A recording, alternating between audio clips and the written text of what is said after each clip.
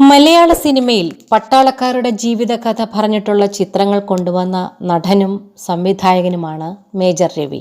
പട്ടാളക്കാരുടെ ജീവിതം എങ്ങനെയാണെന്നത് മലയാളികൾ മനസ്സിലാക്കി തുടങ്ങിയത് മേജർ രവിയിലൂടെയാണ്.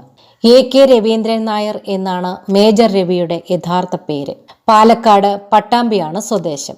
മേജർ രവിയുടെ പേര് കേൾക്കുമ്പോൾ തന്നെ കീർത്തിചക്രയും കാണ്ഡഹാറും പിക്കറ്റ് 43 ഒക്കെയാണ് മലയാളികൾക്ക് ഓർമ്മ വരിക. മോഹൻലാലിന്റെ കരിയർ ബെസ്റ്റ് സിനിമകളിൽ ചിലത് പിറന്നിട്ടുള്ളതും മേജർ രവിയിലൂടെയാണ്. പഞ്ചാബ്, കാശ്മീർ സംസ്ഥാനങ്ങളിൽ ഭീകരവാദത്തിനെതിരെ മികച്ച രീതിയിൽ സൈനിക മുന്നേറ്റം നടത്തിയതിന് 1991, 1992 വർഷങ്ങളിൽ രവിക്ക് രാഷ്ട്രപതിയുടെ ഗോൾഡ് മെഡൽ ലഭിച്ചിരുന്നു. 1991 പ്രധാനമന്ത്രിയായിരുന്ന രാജീവ് ഗാന്ധി വധക്കേസ് പ്രതികളെ പിടിക്കുന്നതിനായി രൂപീകരിച്ച മിഷനിൽ ഡയറക്ടറായും പ്രവർത്തിച്ചിരുന്നു. 21 വർഷത്തെ സൈനിക സേവനത്തിന് ശേഷം 1996 സൈന്യത്തിൽ നിന്നും VRS എടുത്ത് മേജറായി വിരമിച്ചത്. പിന്നീട് സിനിമകൾക്ക് വേണ്ടി സൈനിക സംബന്ധമായ സഹായങ്ങൾ ചെയ്തു കൊടുക്കുന്ന പ്രവർത്തന മേഖലയിലേക്ക് പ്രവേശിച്ച മേജർ രവി ശേഷം പ്രിയദർശൻ, രാജ്കുമാർ, സന്തോഷി, കമലഹാസൻ, മണിരത്നം തുടങ്ങിയവർക്കൊപ്പം പ്രവർത്തിച്ചു. പ്രാഥമിക വിദ്യാഭ്യാസത്തിന് ശേഷം 1975 തന്റെ 17ാം വയസ്സിലാണ് മേജർ രവി സൈന്യത്തിൽ ചേർന്നത്. രവി ആർമി കേഡറ്റ് കോളേജിൽ ചേർന്ന് പഠിച്ച് ബിരുദം സമ്പാദിച്ചിട്ടുണ്ട്. 1984 അദ്ദേഹം സൈന്യത്തിൽ ആർമി ഓഫീസറായി നിയമിതനായത്. 1988 NSG കമാൻഡോ ഓഫീസറായി സ്ഥാനക്കയറ്റവും നേടി. ജനങ്ങൾക്ക് കറക്റ്റായിട്ടുള്ളത് ഞാൻ കൊടുക്കുന്നത് കൊണ്ടാണ് എനിക്ക് ഇന്നും ആ റെസ്പെക്റ്റ് കിട്ടുന്നത്.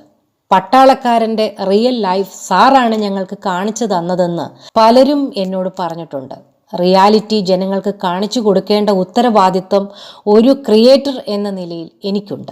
പട്ടാളക്കാരനെ മേക്ക് ചെയ്ത് സിനിമ എടുക്കുന്നവർ ദേശസ്നേഹം ഇല്ലാത്തവരാണെന്നേ ഞാൻ പറയും എന്നാണ് മേജർ രവി പറയുന്നത്. പിന്നീട് മോഹൻലാലിനെ കുറിച്ചും മമ്മൂട്ടിയെക്കുറിച്ചുമാണ് മേജർ രവി സംസാരിച്ചത്. യൂണിഫോമിനെ റെസ്പെക്റ്റ് ചെയ്യുന്നയാളാണ് മോഹൻലാൽ. അതുപോലെ അദ്ദേഹം യഥാർത്ഥ രാജ്യസ്നേഹിയാണ്. നല്ലൊരു ഹ്യൂമൻ ബീയിങ് ആണ്. നമുക്ക് ആവശ്യമുള്ളപ്പോൾ ഒരു കോൾ അകലെ അദ്ദേഹമുണ്ടാകും. പെട്ടെന്നൊരാൾക്ക് എന്നെക്കുറിച്ച് ലാലിൻ്റെ അടുത്ത് മിസ്അണ്ടർസ്റ്റാൻഡിങ് ചെയ്യിപ്പിക്കാനും പറ്റില്ല. മിലിറ്ററി ഏരിയയിൽ വെച്ച് ലാൽ എന്നെ കണ്ടിട്ടുള്ളതാണ്. എനിക്ക് കിട്ടുന്ന റെസ്പെക്റ്റ് ലാൽ കണ്ടിട്ടുണ്ട്.